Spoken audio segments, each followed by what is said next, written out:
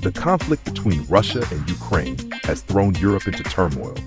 While European nations are striving to unite against Russia to support Ukraine, U.S. President Donald Trump has unexpectedly threatened to withdraw from NATO. He accused European allies of being freeloaders and declared that he wants peace in Ukraine, willing to reach an agreement with Russian President Vladimir Putin, whether or not Ukrainian President Volodymyr Zelensky is involved. In response, Putin appeared to agree, but attached tough and nearly impossible demands. At the same time, he convinced Trump that the real trouble was coming from Ukraine, pushing Zelensky deeper into Europe's embrace. As Europe focused 100% of its attention on Russia, Trump restructured the U.S. military and shifted his focus to what he saw as the bigger threat, China. And no, I'm not talking about the ongoing trade war that everyone is debating over who's winning. I'm talking about a real war, a hot war with fighter jets, warships, and missiles that could disrupt the global order and drag every nation into its spiral. The U.S. and China are preparing for a direct confrontation. The media's overwhelming coverage of the Russia-Ukraine conflict may have caused you to miss this critical development. In February 2025, the Trump administration quietly escalated military deployments and exercises around China, starting with its ally, South Korea. The U.S. Navy deployed the USS Carl Vinson aircraft carrier to a crucial naval base in Busan, South Korea. Immediately, joint military exercises began, aimed at strengthening U.S.-South Korea military cooperation and preparing for a potential direct confrontation with North Korea. Meanwhile, North Korean leader Kim Jong-un continues to receive strong support from China and Russia. The South Korean and U.S. navies have focused on enhancing combat capabilities and maritime coordination to counter North Korea's growing threats, particularly its missile and nuclear programs. Not stopping at South Korea, the U.S. Air Force also deployed B-1B strategic bombers for joint exercises with the South Korean Air Force. With air and naval forces secured, the U.S. then turned its attention to land-based operations. Simulated combat drills, shockingly realistic, took place just 40 kilometers from the North Korean border. The U.S. expands military operations across East Asia. By March, the U.S. intensified its military buildup as the annual Freedom Shield exercise kicked off in South Korea. The U.S. Air Force staged a massive power demonstration with F-15 fighter jets conducting simulated bombing runs. Then came the land warfare drills, with tanks and infantry fighting vehicles tearing through training grounds in a powerful show of force. Once the military display in Northeast Asia was complete, the U.S. shifted its focus to the South China Sea. The tranquil beaches of Thailand suddenly became the site of large-scale amphibious assault drills under the Operation Cobra Gold. More than 8,000 soldiers from the U.S., South Korea, Singapore, and Thailand participated in this major war simulation. Fighter jets roared across the sky while tanks and Marines stormed the shores, recreating the chaos of real wartime landings. From the U.S. military's perspective, these exercises are not just about standard combat training. They also serve as an opportunity to practice specialized warfare tactics in Thailand's dense jungles.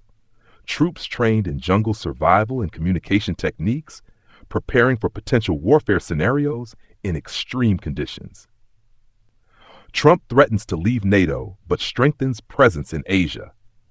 Despite threatening to withdraw from NATO, the Trump administration seems to be doubling down on its commitment to Asia. As tensions with Beijing escalate, Trump continues to make contradictory statements about China.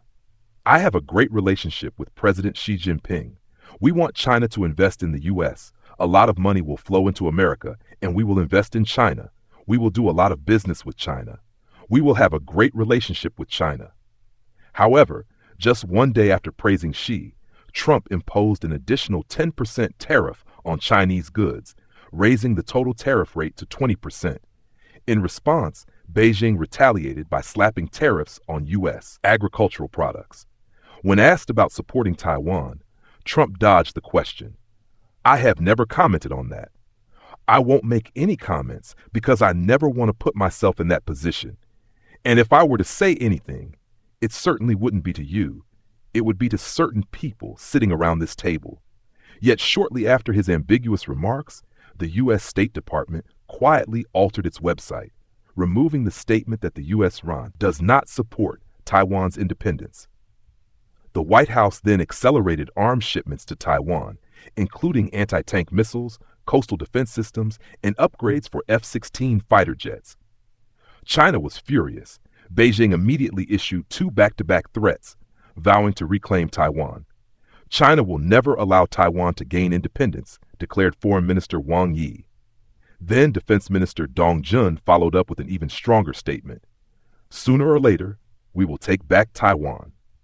At the same time, China escalated military pressure on Taiwan. By 2025, Chinese fighter jets had violated Taiwan's Air Defense Identification Zone, ADIZ, over 5,000 times, forcing Taiwan's military to constantly mobilize air defenses and scramble fighter jets to intercept. These frequent but small-scale incursions are draining Taiwan's military and increasing its operational costs. China's strategy is simple: stall for time and tighten the noose. Are the U.S. and China heading for war? Both the U.S. and China are accelerating preparations for a potential direct confrontation. The U.S. is reinforcing its island chain strategy, a Cold War-era containment policy aimed at curbing China's expansion. Key U.S. allies like South Korea, Japan, Taiwan, Singapore, and Australia are becoming deeply entangled in this looming showdown. History has shown that when a rising power threatens to challenge an established superpower, conflict is almost inevitable. This is known as the Thucydides trap. When a new power seeks to displace a dominant power, war becomes the likely outcome. 3 decades after the Soviet Union collapsed, the U.S. still considers itself the world's unchallenged superpower. But Washington is also keenly aware that a serious competitor is rising. If the U.S. fails to contain China now, it risks losing its global dominance, a scenario Washington is desperate to avoid. So, will this escalating confrontation lead to an actual war? Or is this just a high-stakes geopolitical chess match? As tensions continue to escalate, the risk of a miscalculation or flashpoint grows ever higher, and that is where the real danger lies.